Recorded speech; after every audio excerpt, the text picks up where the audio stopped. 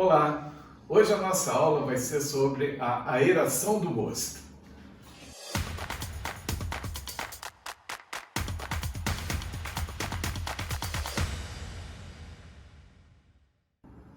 Bem, como vocês podem observar, nós estamos utilizando a mesma configuração da aula ao vivo que nós fizemos, né? Eu decidi fazer aqui como um teste hoje, para ver como é que fica. Essa aula, a aeração do mosto, ela não é bem uma aula, é um bate-papo. Ela é muito importante porque tem muita gente perguntando para a gente por e-mail, por mensagens, né? Como fazer, para que fazer, né? A importância disso. E na internet existem muitas informações conflitantes sobre isso. Esse é o problema da internet, né? A gente tem muita informação, mas a gente tem que saber peneirar. E como peneirar, né? Se a gente não tem a base para poder entender o processo. Bem, então nós resolvemos fazer esse vídeo para tentar discutir alguns pontos, focando uma parte física, uma parte biológica, mas eu não vou entrar em detalhes de fórmulas químicas, nada disso. É para o cervejeiro caseiro, né? É para você que está iniciando e está tendo algumas dúvidas. Bem, então, a nossa aula, vou botar um título aqui, aeração do mosto. Bem, vamos começar com um princípio básico, que é por que aerar? Gente, quando a gente está fazendo a nossa abraçagem, então na abraçagem, nós vamos converter o amido em açúcares fermentáveis. Açúcares menores, moléculas de açúcares, monossacarídeos, disacarídeos, trissacarídeos. Então, açúcares fermentáveis.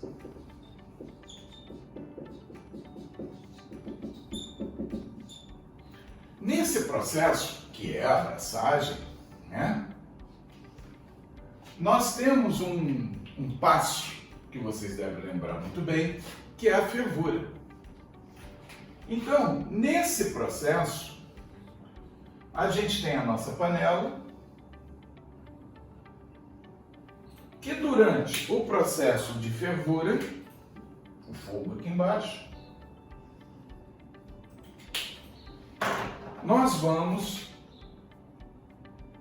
esterilizar, aumentar a densidade da cerveja, todo o processo, incluir lúpulos, especiarias, tal, é na fervura. Então aqui, fervura. Na fervura, a gente atinge o ponto de ebulição da água. Consequentemente, todo o oxigênio que estava aqui, todo é muito forte. A maioria do oxigênio, quase todo o oxigênio, ele é desprendido. Ele sai do nosso mosto. Bem, ele evapora, vai para a atmosfera. Então, o nosso mosto, quando a gente pega esse mosto agora e vai refrigerar,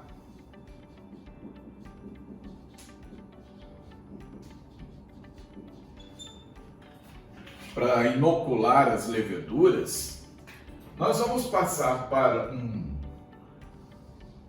um fermentador. Então daqui vem para cá, né, o fermentador.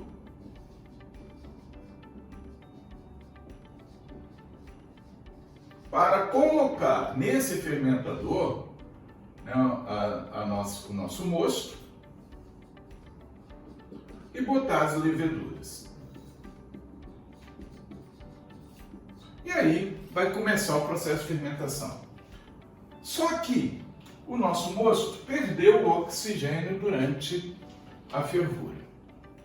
Aí nós temos que, antes de colocar a levedura, criar um ambiente para que ela possa trabalhar dentro dos parâmetros viáveis para ela.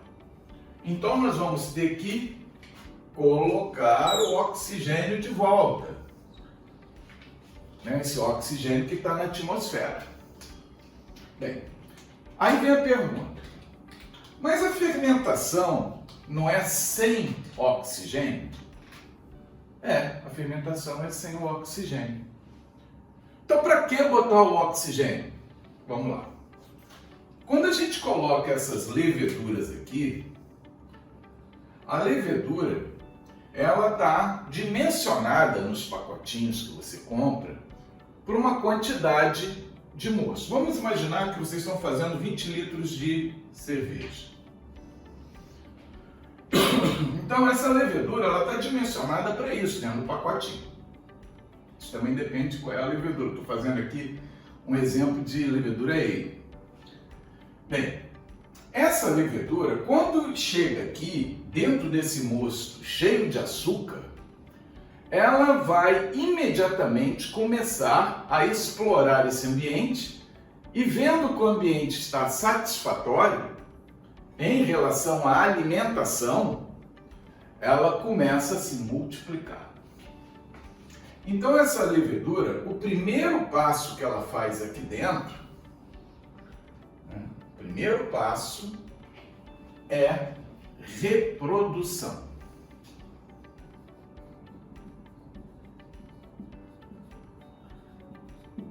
Nessa reprodução, para ela poder fazer a reprodução, como é que ela faz a reprodução? A levedura, ela é uma célula que tem dentro o citoplasma e o núcleo, onde fica o material genético, aqui o citoplasma, onde ficam as organelas citoplasmáticas. Ela, para fazer cópias dela, reprodução assexuada, ela começa a fazer brotamento. Vai brotar daqui, dessa, uma nova levedura. Então, para essa levedura sair daqui e ficar igual à levedura original, ela tem que replicar todo o material citoplasmático para essa levedura ter, essa que vai vir do broto, além das membranas que ela possui. Tanto a membrana nuclear, a membrana que envolve toda a célula. Então ela tem que fazer aqui uma multiplicação de estruturas celulares. Então, multiplicação das estruturas celulares. E para ela fazer essa multiplicação de estruturas celulares, ela precisa do oxigênio. Então, nesse passo aqui, para ela fazer isso aqui, o oxigênio é fundamental.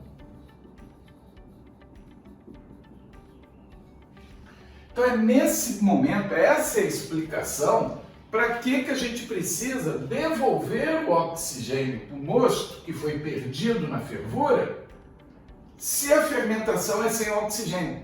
Tudo bem, a fermentação é sem oxigênio, mas antes de fermentar, o ambiente favorável, cheio de nutrientes, cheio de alimento ali, ela se multiplica.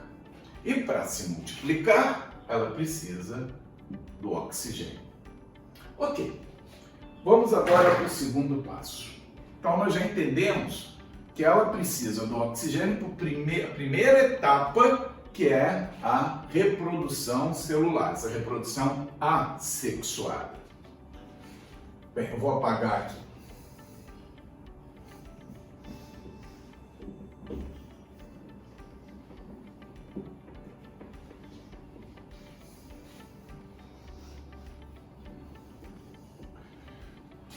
Bem, a levedura, sendo uma célula, então está aqui a célula, isso aqui é a levedura, ela precisa do oxigênio junto com a glicose. A glicose é um açúcar fermentado, quer dizer, o menor açúcar fermentado. Então, essa glicose, que está disponível no meio, ela precisa entrar aqui, esses açúcares fermentáveis, para ir para a mitocôndria. A mitocôndria é como se fosse o gerador, um local de produção de energia. Essa mitocôndria vai usar a glicose para produzir energia. Vamos botar energia assim, ó. Um Ezinho, isso aqui é energia. Para que essa energia? Para ela funcionar, para ela se dividir, para ela produzir novos componentes celulares e fazer a sua reprodução assexuada. Bom, então essa glicose tem que ir para a mitocôndria. Na mitocôndria, lá dentro, ela começa então o primeiro passo que a gente chama de respiração celular. Eu não vou entrar em muitos detalhes aqui, óbvio, isso é muito chato para quem não gosta. Bem, essa respiração celular, ela pega a glicose, que é o alimento, ela usa o oxigênio, aí a importância dele, e vai produzir gás carbônico, vai produzir água e vai produzir ATP. Esse ATP, ele que é a energia que a célula usa. Adenosina trifosfato, ATP. Então ela está fazendo a respiração celular para fornecer esse ATP para produzir novas estruturas celulares. Fazer uma reprodução assexuada, um RA, reprodução assexuada. Aí ela faz as cópias das organelas e vai embora, vai copiando tudo a partir dessa energia.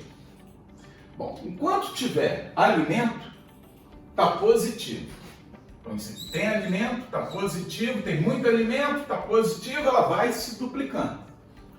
Duplicando, duplicando, duplicando. Só que isso tem um limite dentro do nosso mosto. Esse limite, quando essa glicose começa a faltar,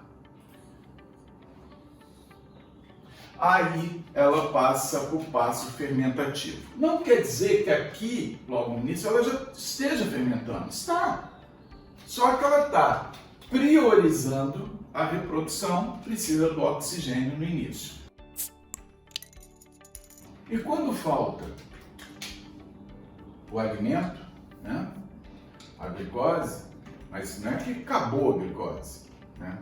Tem glicose, lógico, a fermentação está apenas começando, mas ela não é a levedura não tem como usar isso infinitamente. Ela vai começar um processo de fermentação. E a fermentação, como todos nós já sabemos, né, ela pega a glicose, a gente fala os açúcares fermentáveis, né, no caso aqui a glicose, e vai produzir o álcool e o gás carbônico, além de também produzir um pouquinho de ATP. Bom, esse álcool é o que é incorporado na cerveja, o gás carbônico é desprendido. Então, é por isso que a gente tem que usar o oxigênio inicial, esse aqui, ó. É justamente para iniciar o processo, porque depois, na fermentação, realmente não precisa do oxigênio. Bom, aí ó, sempre a dúvida seguinte: como que eu reponho esse oxigênio que foi perdido na fervura? Vamos lá.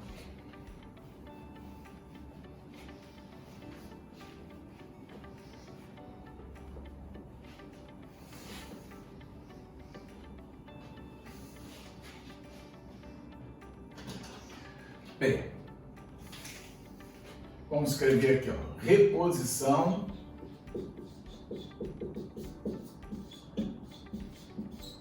do oxigênio no mosto. Bem, antes de falar sobre essa reposição do oxigênio no mosto, eu queria reforçar um conceito físico. Por exemplo, se você tem um recipiente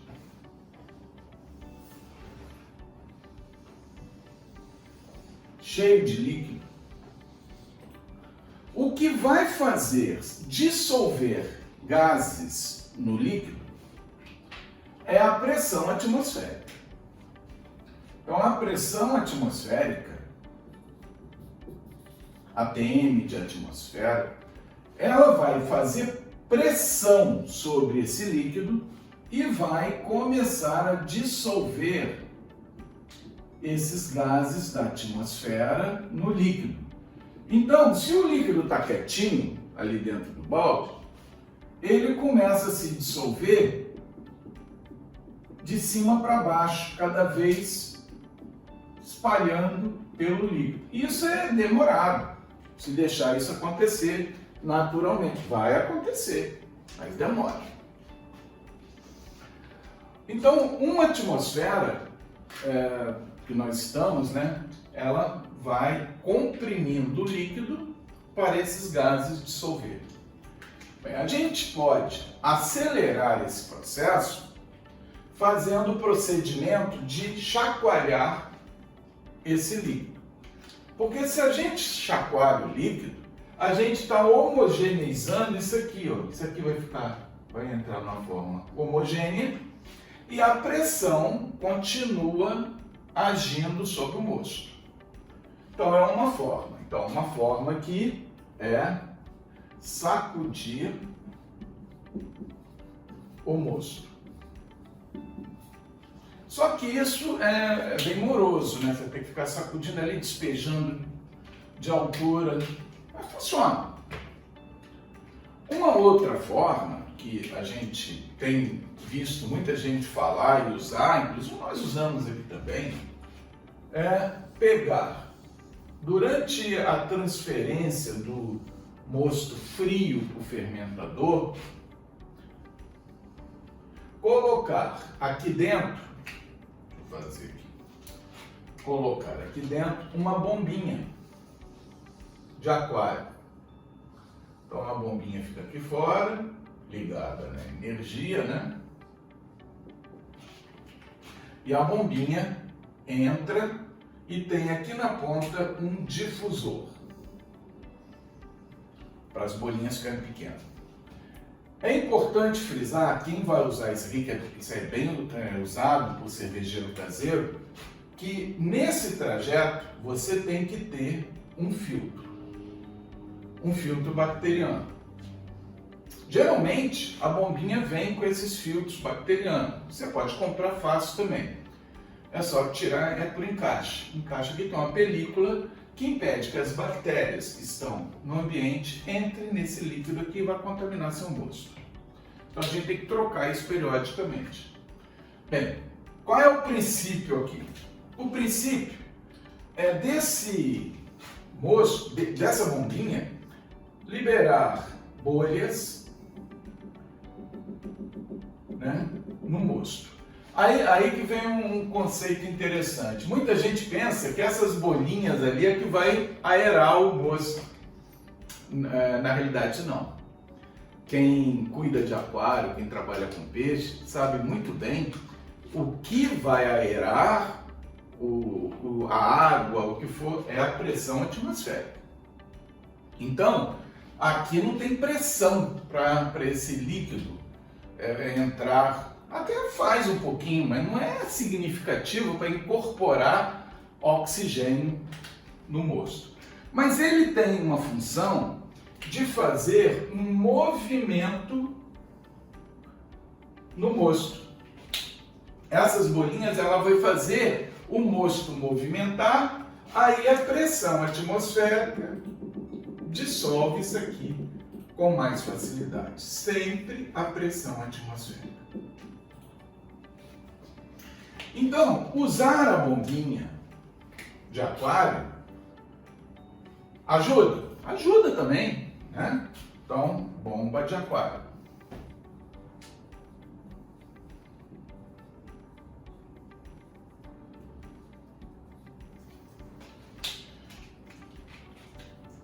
O melhor seria ficar mexendo o mosto para poder a pressão homogeneizar ali. O terceiro passo seria pegar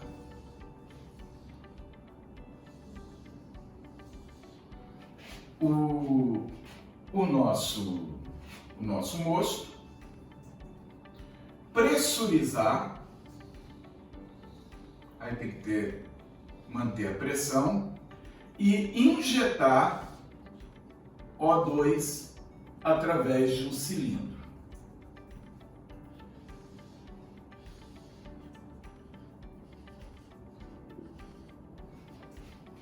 Então, injetar o oxigênio ali.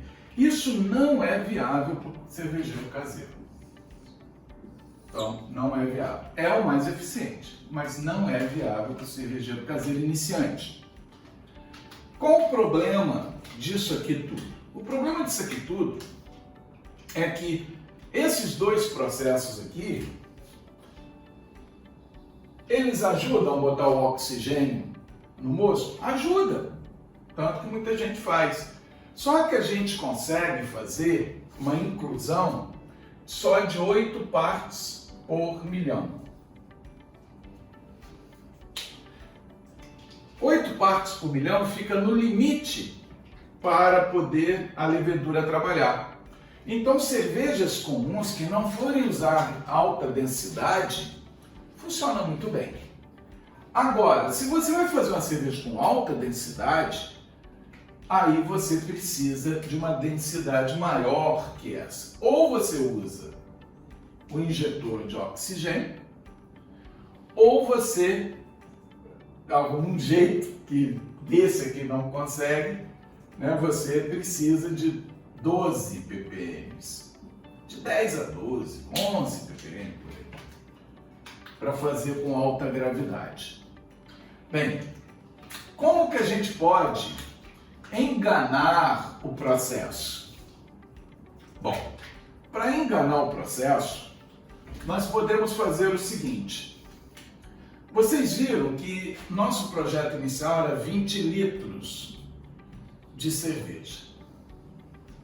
Então vocês viram que um pacotinho, por exemplo, o S05, um pacote de US05, ele é indicado para 20 a 30 litros. Então, se nós estamos fazendo 20 litros, está dentro do esperado, desde que não seja uma cerveja de alta densidade, uma cerveja comum, uma ale comum. Até 1060 vai bem de densidade. Bom, se você está com problemas de aeração, se você está com...